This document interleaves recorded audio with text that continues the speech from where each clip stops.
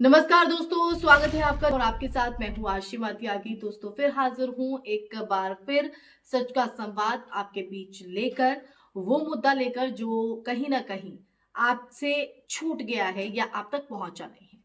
जरा सोचिए दोस्तों, आप मोबाइल से बैंकिंग करते हैं, यूपीआई से पेमेंट करते हैं, सरकारी पोर्टल पर अपना डेटा भी डालते हैं और मान लेते हैं कि ये जो सब है वो भारत की डिजिटल सुरक्षा के दायरे में है।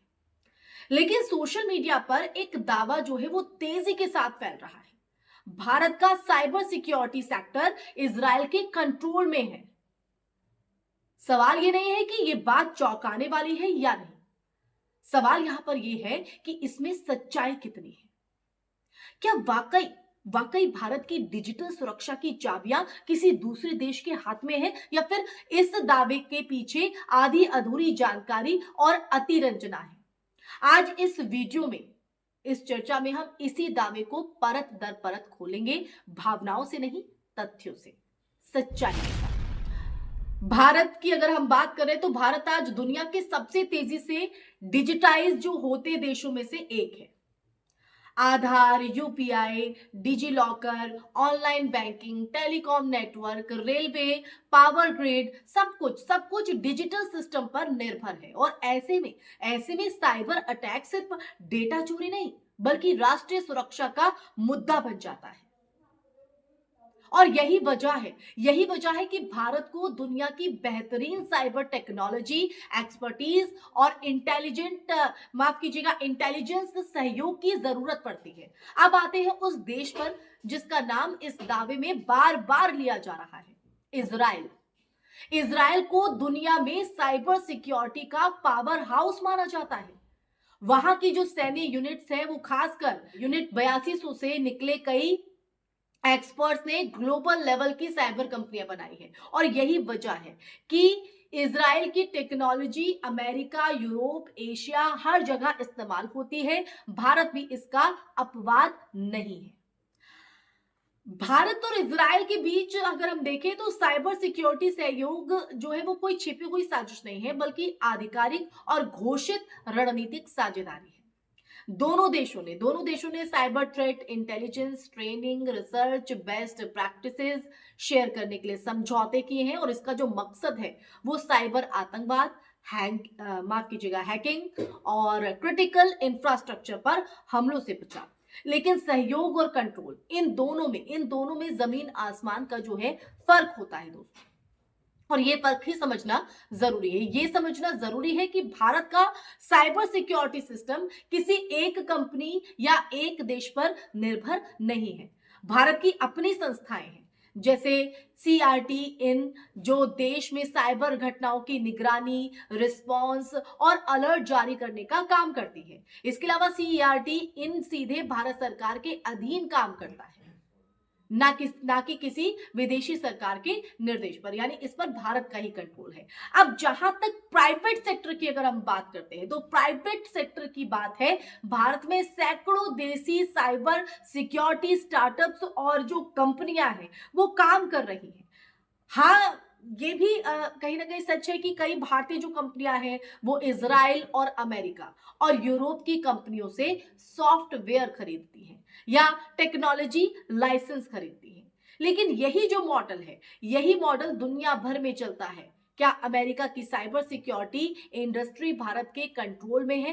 क्या वहां भारतीय इंजीनियर काम करते हैं? बिल्कुल नहीं। इसका जवाब है बिल्कुल नहीं। और इस बहस में एक अहम मोड़ तब आता है जब सर्विलांस टूल और स्पाईवेयर की बात होती है। कुछ साल पहले इजराइल में बनी तकनीकों को लेकर आरोप लगे आरोप लगे कि उनका जो इस्तेमाल है वो भारत समेत कई देशों में निगरानी के लिए किया गया।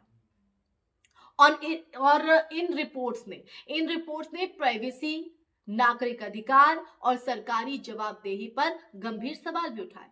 लेकिन इन मामलों को पूरे साइबर सिक्योरिटी सेक्टर के कंट्रोल से जो है जोड़ देना तथ्यात्मक रूप से गलत है। ये अलग अलग कानूनी और नीतिगत बहसें हैं जिन पर अदालतें और संसद जवाबदेही तय करती है। और सच्चाई ये है, सच्चाई ये है कि जो साइबर सिक्योरिटी आज एक ग्लोबल इकोसिस्टम है।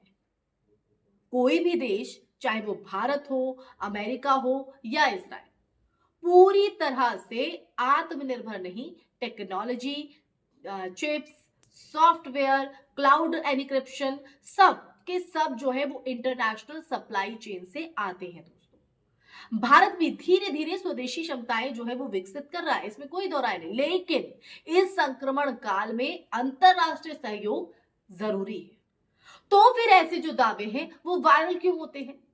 क्योंकि कंट्रोल जैसे शब्द डर पैदा करते हैं, क्योंकि जियोपॉलिटिक्स में इजराइल एक संवेदनशील नाम है, और क्योंकि सोशल मीडिया पर बारीक फर्क समझाने से ज्यादा आसान है एक लाइन में सनसनी फैलाना। क्या इसका मोटो भी यही था? इसकी मंशा भी यहां पर यह थी? तो हमें इसी से सावधान रहने की जरूरत है। लेकिन उससे पहले जब इस तरह के दावे किए जाते हैं या इस तरह के कंट्रोल की बात आती है, तो उसमें कहीं ना कहीं चाहिए जो देश के ठेकेदार बनते हैं वो आगे आए और उस पर अपनी जवाबदेही स्पष्ट तौर पर रखे। आज पूरी दुनिया डिजिटल युद्ध के दौर में खड़ी है, तब हर देश को सहयोग और आत्मनिर्भरता दोनों के बीच जो संतुलन है वो बैलेंस बनाना पड़ता है। भारत भी इसी रास्ते पर है। इजराइल से तकनीकी साझेदारी को कंट्रोल कह देना न सिर्फ तथ्यों के साथ नाइंसाफी है, बल्कि असली बहस से भी ध्यान भी भटका देता है।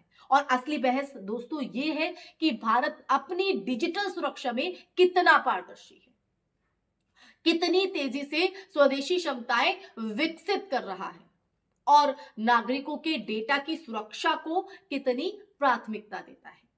तो सहयोग से डरना समाधान नहीं है, लेकिन आंख बंद करके भरोसा करना भी समझदारी नहीं है। डिजिटल आजादी उसी दिन सुरक्षित होगी दोस्तों जिस दिन सवाल सत्ता से पूछे जाएंगे, अफवाहों से नहीं।